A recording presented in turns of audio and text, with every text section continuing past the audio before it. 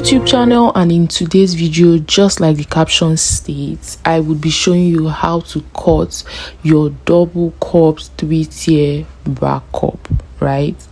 Double cups 3-tier bra cup, yeah. So this is just like, if you have the basic knowledge of it, a 3-tier bra cup, maybe you would understand how to go about the double cup. But if you don't have the knowledge, this would help. So this video, I don't want it so lengthy. There are some places I had to like add some speed and all of that, so that you don't get bored. So basically, all you will see me mark is your neck, your shoulder. I'm just like marking your basic bodies, and where the measurement is stopping is on the under bust. Yes, because we are basically doing a bra cup, right? We are trying to draft a bra cup, so that's where our measurement is gonna stop. So I'm just for the beginners on the channel, all you're see me doing is just to curve your armhole, get your measurements from your shoulder to your bust point and to your under bust. These are the measurements that you would be needing. Then I'm just going to also mark your over bust measurements, as in where you want the basically over your bust, like over the bust point. So I'll just label these lines, and so we don't get confused. We have your over bust, your bust point, and your under bust. I hope that's well understood. So the bust span I'm working with is 8 inches, so I divided that by 2 and I marked 4 inches, which is the straight line that I have marked out. Then the next thing is that on each of the points you will see me mark out, on each of those points I marked 1.5, right? Now whatever allowance you're giving is based on how protruded you want this bra cup to be, right? Depends on how protruded you want it to be. You can even use 1 inch. Some people use 2 inches, 1.75, depending on how protruded you want it to be. Now I'm curving the first base. Like I said, is double bra cups, right? So this is the first base, and I marked 5 inches and 9 inches below my bust point, right? 5 inches and 9. This thing is not static. I'm only marking this because these are just the random measurements that I want to use for this tutorial. Now whenever you're curving yours, or whenever you want to shape yours, you can mark whatever measurement you decide to want to mark, and then you're going to have your shape. These measurements, like I said, they are not static, because depending on the design you want to create for your clients, you have to like work with maybe certain specifications of measurement. Now on this other part where you're seeing me marking, I moved up 0.5, and below the point that I marked 1 inch, making it 1.5 on that side. While on this other side, as you will see me do, I also marked 0.5 inches and 1 inch below. Now the way I am distributing this allowance on this dart, or the dart allowance, is the way I'm distributing it. Like I said, you can decide to distribute yours in any way, but because I am working for a plus size, or would I call her a plus, because I'm working for a bigger bust, right? This is where I'm distributing these measurements this way, so that it's going to give me some kind of nice shape that will cup my clients very well. I also went ahead to mark these parts so that I don't get confused when I'm sewing it. So I've marked my A, my B, my C, and I use these arrows to indicate where this is going to merge or meet. Now I'm trying to curve the inner cup, right?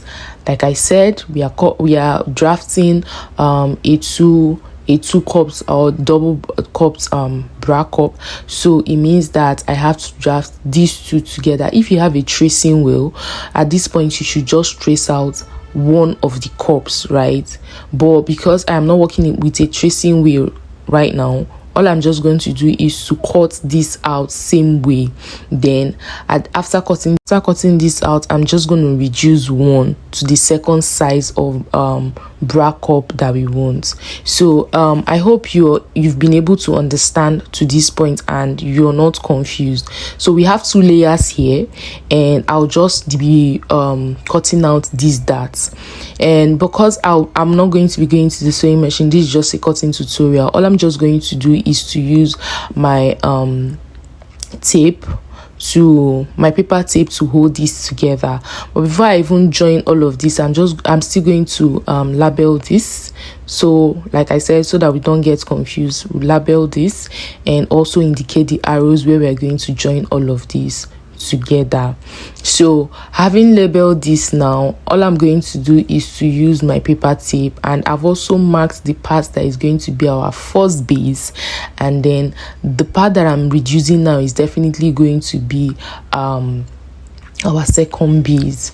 So I'll just use my paper tape to hold all of this down, and then you would see the effect that is going to have if you're moving this pattern to your fabric. Right now, the most important thing or something to note is that you have to make sure that when you're cutting on your fabric, you would include your sewing allowance.